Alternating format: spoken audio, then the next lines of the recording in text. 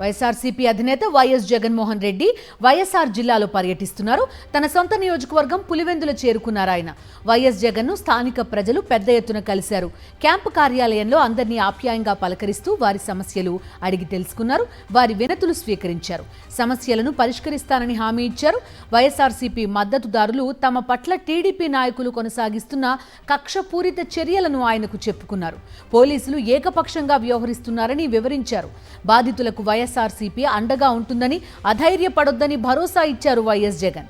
రేపు దివంగత CM YS Rajasekhara Reddy జయంతి సందర్భంగా ఇడుపులపాయలో వైఎస్ఆర్ ఘాట్ వద్ద నివాళులర్పించనున్నారు జగన్. అనంతరం తన క్యాంపు కార్యాలయంలో వైఎస్ జగన్మోహన్ రెడ్డి స్థానిక ప్రజలను కలవనున్నారు. వైఎస్ఆర్సీపీ అధినేత వైఎస్ జగన్మోహన్ రెడ్డి వైఎస్ఆర్ జిల్లాలో పర్యటిస్తున్నారు. తన సొంత నియోజకవర్గం పులివెందుల చేరుకున్నారు ఆయన.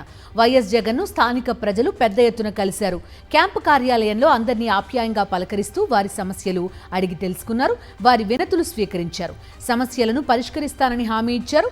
వైఎస్ఆర్సీపీ మద్దతుదారులు తమ పట్ల టీడీపీ నాయకులు కొనసాగిస్తున్న కక్షపూరిత చర్యలను ఆయనకు చెప్పుకున్నారు. పోలీసులు ఏకపక్షంగా వ్యవహరిస్తున్నారని వివరించారు.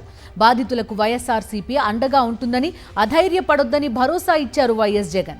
రేపు దివంగత సీఎం వైఎస్ రాజశేఖర రెడ్డి జయంతి సందర్భంగా ఇడుపులపాయలో వైఎస్ఆర్ ఘాట్ వద్ద నివాళులర్పించనున్నారు జగన్.